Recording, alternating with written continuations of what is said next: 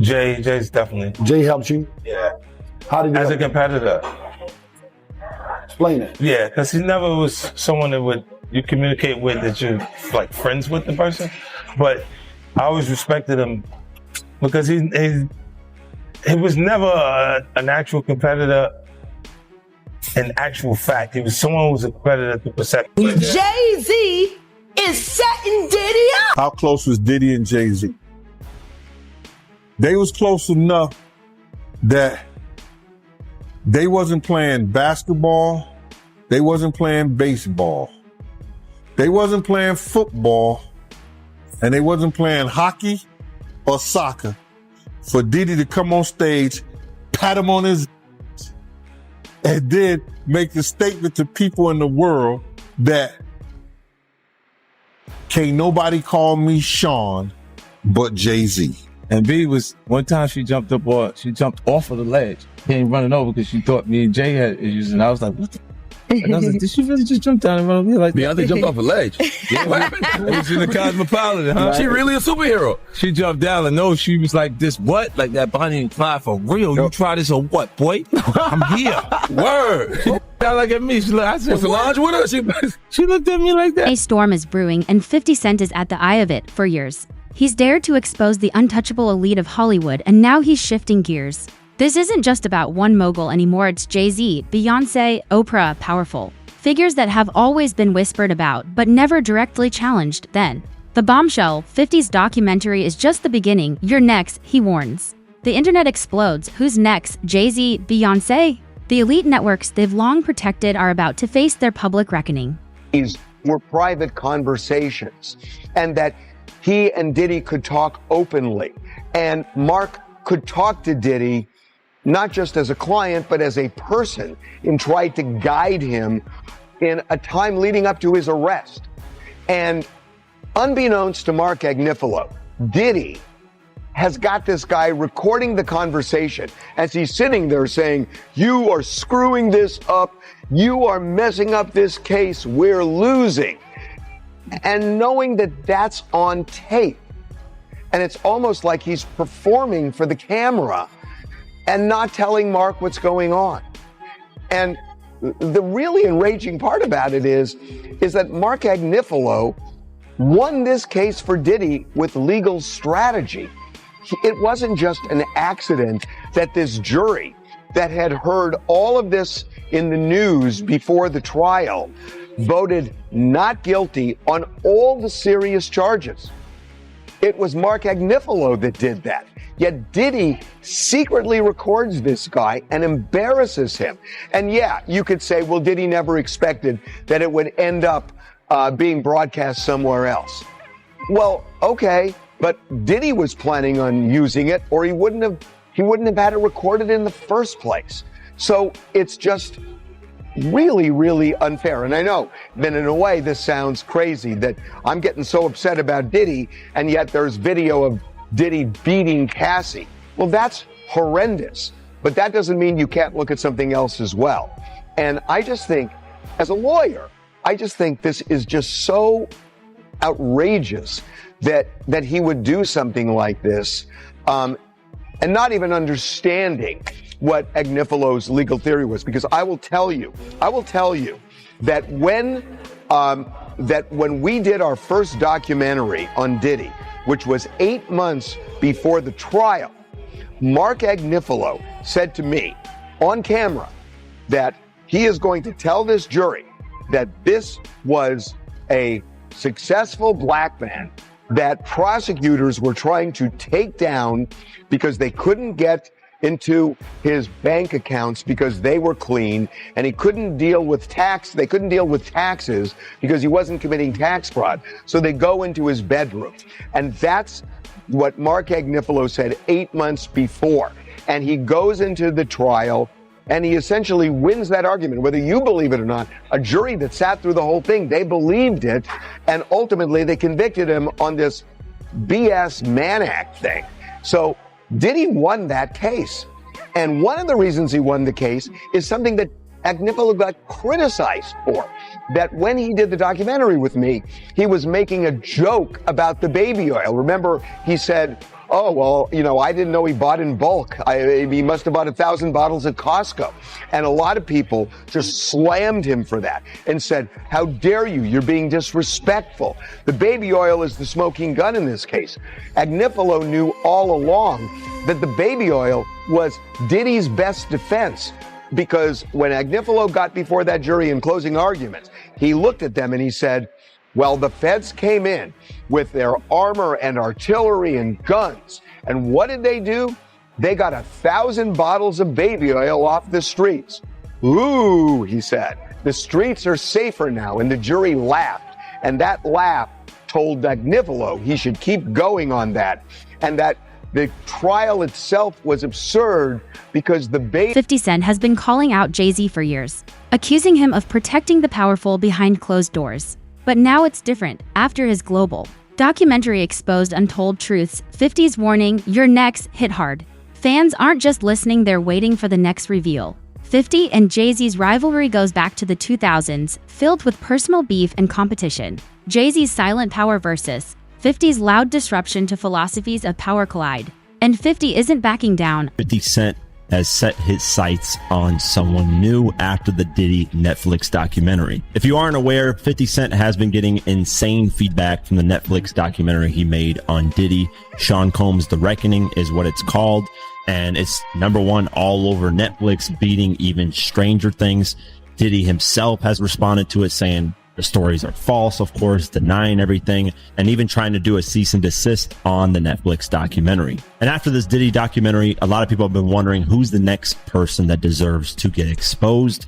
And Jay-Z is the one that a lot of people are pointing their finger at. And the reason why Jay-Z has been getting a lot of this type of backlash is because Jay-Z was really close to Diddy. At one point, Diddy was even calling him his brother, and that Jay-Z's the only one that can call him his real name, Sean. That maybe there's something on Jay-Z's side that has been going on behind the scenes. Now, there hasn't been any solid proof yet, but Nicki Minaj has been going at Jay-Z for quite some time, talking about Jay-Z is manipulative and he steals, and he's been pushing a narrative, and that Roc Nation has control and power over a lot of things. And I can kind of understand where she's coming from to a certain extent. We got to remember when Jay-Z went up on the Grammy stage and said Beyonce never won Album of the Year and complained about that. Literally the following year, Beyonce wins Album of the Year, which is just something like that. Doesn't show you that there is some power going on there, that there is something behind the scenes that Jay-Z controls. It's clear as day that it's all politics on who wins Grammys, who gets the better light and things. So that kind of opened my eyes, as to Roc Nation's power and how they manipulate things in the media. I'll never forget Jay-Z would get this like special treatment all the time when it comes to the media. I mean, Hot 97, when they interviewed Jay-Z, they literally rolled out a red carpet. They never did that for any other artist. So Jay-Z's always had this kind of special treatment when it came to things. But now the question is Jay-Z involved in crazier things? I mean, there's been a lot of speculation in a lot of different ways, and people are pointing their attention towards 50 Cent wanting him to do a Jay-Z documentary. And it looks like he might actually do it, because on Instagram, he posted a drawing of Jay-Z that kind of makes fun of his looks, and he posted that photo, and he said this in the caption: "Please stop sending me stuff like this. I'm not going to post it." Basically making a joke, because obviously he posted it on his social media.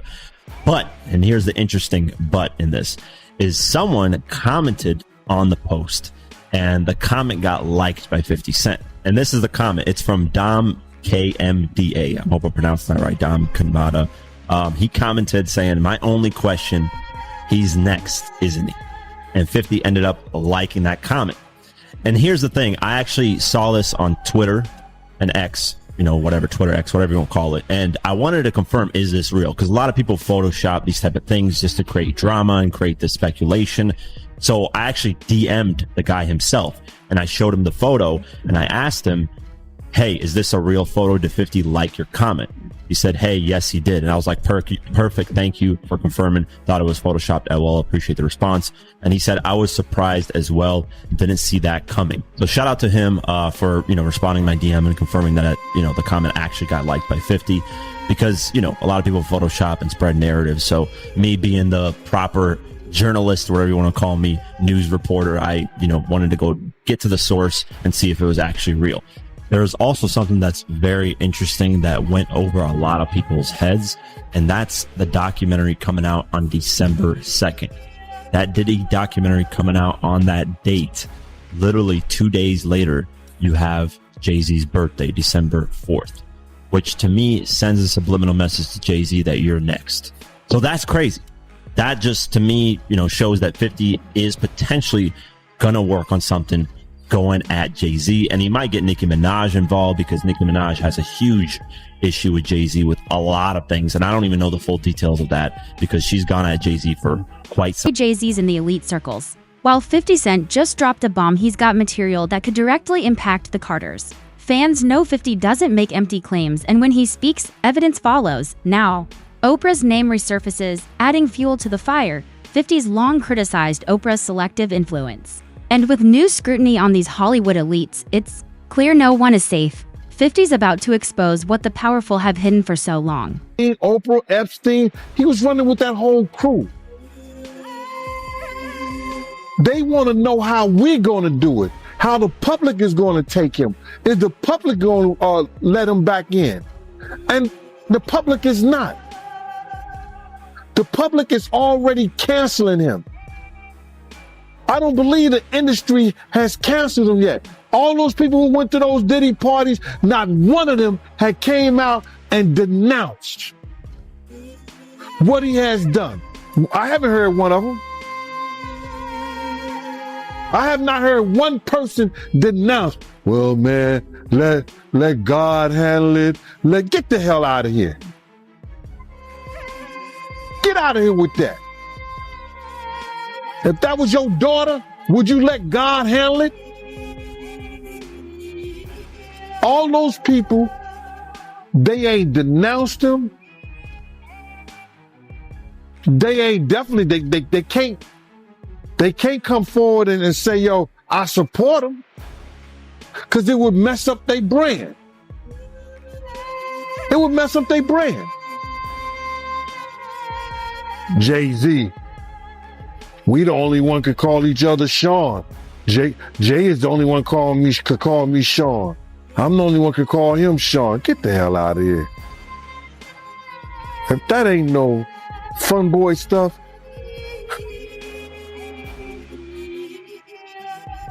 But you ain't had not one person, brother, not one person sit there, denounce what he did. Oprah's been criticized for years, accused of protecting the powerful and pushing selective narratives. 50 Cent has echoed those concerns, supporting those left out of her media spotlight. Now, with more power players under fire, fans wonder who's next. Oprah, Jay-Z, Beyoncé, and Diddy. These names have moved in the same elite circles for years. But now, the scrutiny is real, and 50 Cent is leading the charge to bring it all into the light. Beyonce didn't want to speak and does not speak to Brandy. And the truth of the matter is that she go back there with Monica and Kelly, and there go Patti LaBelle, and then there goes Solange, all right? And there's a reason why Solange is around as well. Because if you guys don't know, for a while, Solange and Beyonce actually were not on speaking terms, but they're back talking now, they're back cool, and basically Solange is around to keep Beyonce spiritually protected. Solange is the spiritual protector of that family. Don't get it twisted. Mama Tina is powerful. Solange is the most powerful list. You better ask some damn body. All right. Now, the reason why Beyonce ain't came to speak to Brandy, baby, is because Beyonce does not talk to anyone who used to sleep with Jay-Z. Okay. Whether you guys know it or not, and I have to say allegedly, right? Jay-Z and Brandy used to talk back in the day. And by back in the day, I mean like late 90s type stuff, right? Brandy always kept Jay-Z on the low back in the day because, quite honestly, he was too ugly to be out in public with. I'm just keeping it real. To claim him publicly, he was too ugly back in the day. Now, when you try to search up pictures of Jay-Z and Brandy, you will find... Hold up, let me see. Hold up. Let me see, because I thought I had a picture of them two. Brandy and Jay-Z. Now this would have been from let's see, Beyonce, Jay-Z. Brandy and Jay-Z. Okay, there we go. Now, this picture of them was in 2002. All right. And this was, I think was at one of her album release parties, if I'm not mistaken. This was a year after Moesha rap, because Moesha went off air in 2001. Yes, he was dealing with Beyonce at the time as well. And, Blue Cantrell, let me tell you, Jay-Z was laying it low and spreading it wide. Jay-Z was one of those dudes in the industry that, you messed around with, he piped you down, but before he was really him, you did not claim him publicly because he was just simply too ugly. It was what it was. But Jay-Z was in love with Brandy then. He's not in love with her now, but he still has love and feelings towards her. He's one of those people that feels like once he done had you and once he done loved you, he always feels like he has like possession over you. Jay-Z is one of those kind of men, baby. I don't know if they told you. Jay-Z is extremely, extremely, extremely jealous, extremely, extremely controlling, and extremely, extremely possessive. That's another reason why. Hold up. Where'd the picture go? Wait a minute. Where'd the picture go? That's another reason why Beyonce up here. Wait. Anyway, y'all get the point. That's another reason why Beyonce, over the years, a lot of the music that she's made, it's always been with him. A lot of the remixes, it's always been with him or somebody that he approves of her to work with. Okay.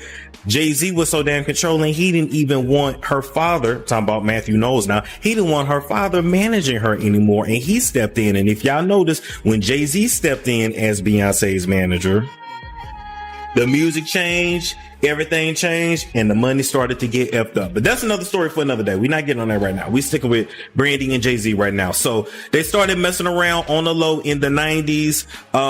Even to the early 2000s, they were still messing around. I'm not exactly sure which year the relationship officially ended, but just know that Jay-Z was just basically good for, that was what he gave. He gave big, I don't know no other way to put it, but he was like, for the ladies that's watching, like if you ever dealt with like a tall, ugly with big pipe, you went to him to get piped down, but you would not like ever like claim him like that because he was just super ugly. It was what it was. And before he really blew up, didn't nobody want to be seen with him like that. It is what it is. And quite frankly, Jay-Z dated a lot of your favorite female stars from back in the day, but they would not. Diddy and Jay-Z's professional relationship has fueled rumors for years, sharing stages, making deals, and moving in the same luxury spaces. 50 Cent's calling them out, and even Ray J's comments added to the fire. These powerful networks are under pressure. And 50 Cent's warning, "You're next," could be about to shift the entire narrative. As the heat builds, Jay-Z and Beyoncé are pulled into the same conversation, not as targets, but as central players in Hollywood's most protected circles. When Jay signed his contract, the big one was with Beyonce. Mm-hmm. When he signed that contract, the marriage contract, he got trophies. Now those trophies. Trophies came rolling in, buddy. He started getting Grammys left and right, man. I mean, look, if you look at his career, You're gonna let him say that? Jay was getting Grammys. He had one. Exactly. He had one. And he ain't show up. He has like 20 now. He had like 18 since he's been down. Look, he had one, bro. Hard Knock Life. You're not wrong. He was one. At the same time. He got some shit. He's like drinking. His pictures with him. He thinks the cop. Wait a minute. So you're saying the success is derived from the marriage? I've absolutely been treated differently. The accolades. Because he's no longer viewed as like a street or gangster rapper. Now he's viewed as a businessman, entrepreneur, family man. And the biggest ones because of the position Beyonce's. Oh, wow. Right? You were connected to the biggest. Jay got it for the music. Jay got it for the music. You didn't sing. He deserved those. I'm sitting there, it's like this, like Black excellence. They're sitting there like, yeah. It's a billionaire brunch. Like, I hate you, man. Unaware of anything going on here. This is the one time I'm gonna be with you this year. Yeah. Come on, bro. That's crazy. That's crazy. He just looking at his watch during the whole Rock Nation, bro. Like, is it 3:30? Yeah, it's almost time to get out. Yo, I feel like I'm normal again. Get me out of here. Oh wow! So that's the deal he signed, huh? Yeah, that's the deal. Like, the other ones didn't count as much as that one did. Oh yeah, before I forget this, we talked about Jay. Proximity to Diddy. You don't think he knew anything? He's seemingly around Diddy a lot. No, that was a real suburb question. I know, right? Proximity. Hold on. Proximity. Proximity. That's an SAT hit parade word. I learned that. Jim, do you think he knew all of the shit that was going on? Then I was like I don't want to incriminate myself. I know, but the way he said it, like I said, no matter how you answer that, you snitching. That was a nice kind of question. You asked the question like a fan. Hey, I grew up with white people. If there's one thing I know, it's how to get a black guy in trouble. But it's a great question. Yo, just give him the Happy Meal before you ask him to snitch, bro. He said, damn, they wasn't even drinking. Speaking of, how the hell you pronounce Lechimendewa. Okay. It's the King's Path. King's Path. Because I know Branson. That's the one I pronounce. Branson. That's the Branson lifestyle. You're going to be outside. Piff, you're not worried that if you throw little and you don't throw out allegations, but like you kind of poke fun at them. You just ask questions. You're not worried that it comes back your way? Like people dig up your past and try to pull stuff up? I don't got to in my past.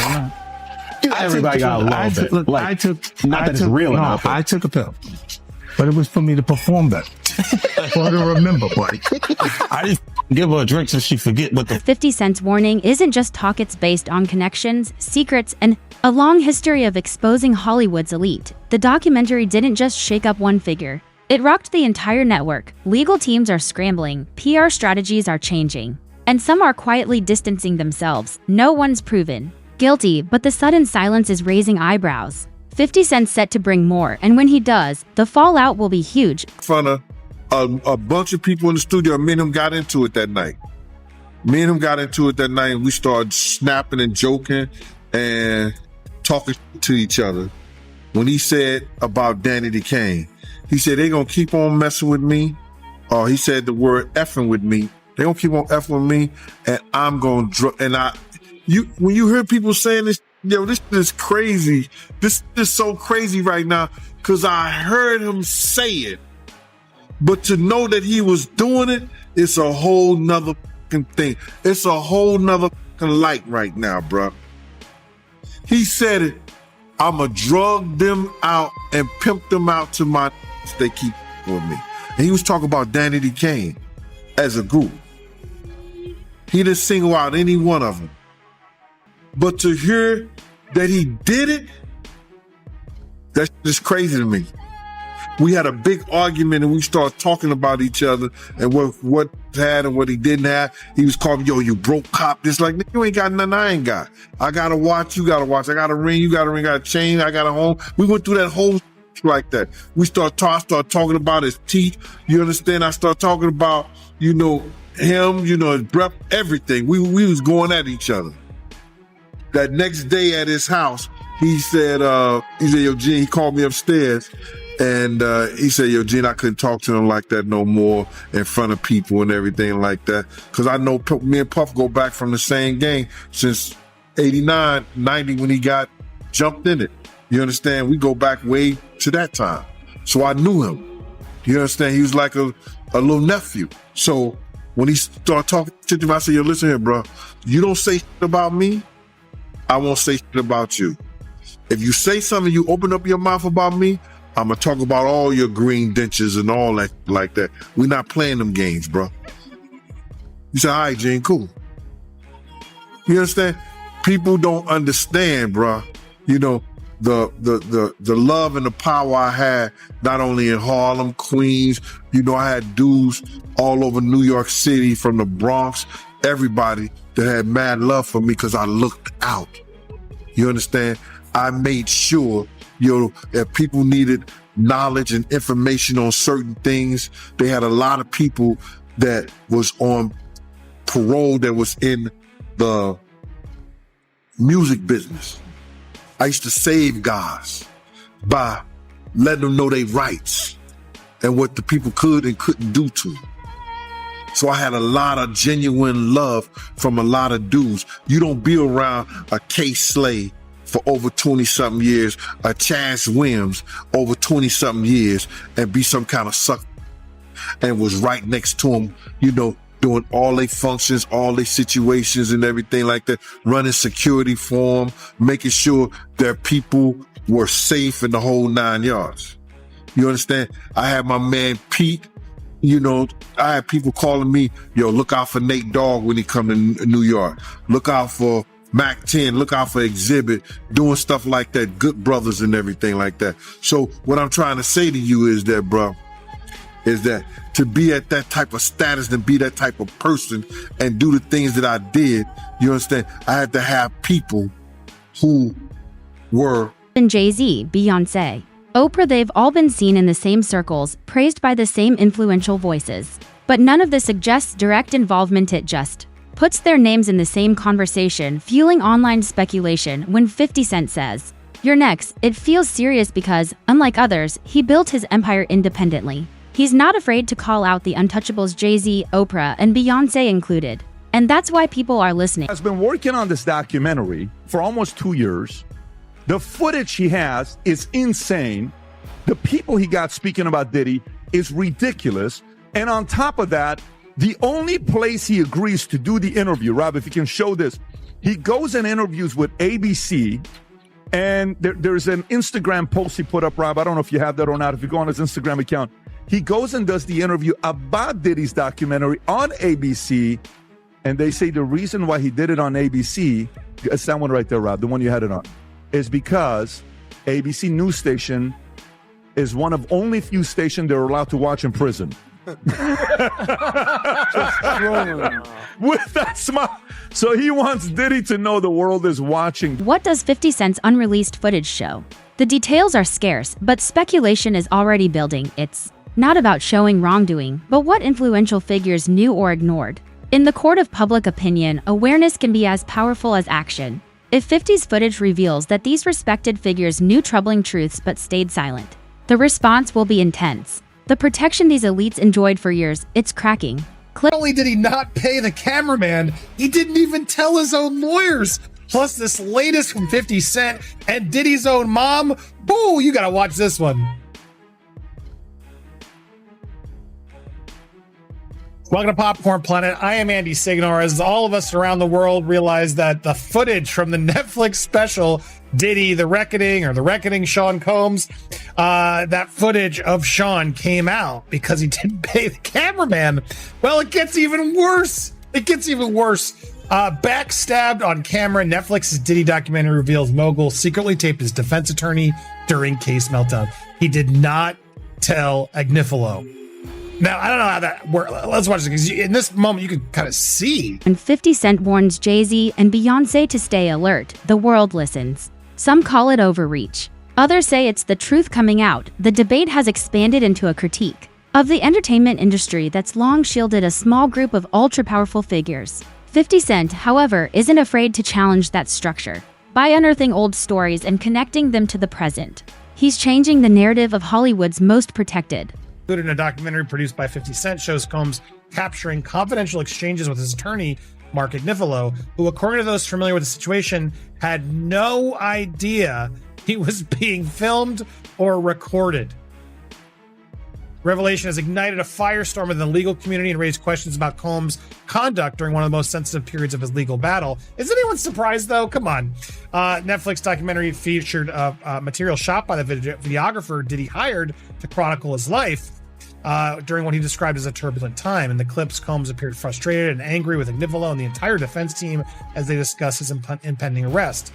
He is heard accusing his lawyers of losing control of the case and mishandling key aspects of his legal defense. Well, I mean, you're guilty of a lot of it, so it was kind of hard for them. They did, I would say, damn good job given the circumstances. Sources close to Agnifilo say he was unaware Diddy had commissioned someone to record the phone calls, much less their private strategy sessions. The inclusion of this footage in a publicly released documentary now places Agnifilo in an uncomfortable and unprecedented position with conversations that should have remained protected. Timing is perfect. The scrutiny is at an all-time high. Public figures who once moved in silence are now facing the spotlight. 50 Cent is capitalizing on this moment, and when he says he's got footage, people listen. His warning has ignited a firestorm, and with more material in hand, 50 is ready to expose even deeper secrets. The stakes have never been higher. Get ready for the next chapter. And the question now, will 50 Cent's next documentary reshape the public's trust in Hollywood's most powerful figures? Fans are waiting to see if it'll bring clarity to years of unanswered questions or spark major disruptions. 50 Cent isn't backing down. His warning wasn't casual, it's a declaration of intent as the world waits for his next move. One thing is clear, the power structure is about to face its biggest test yet.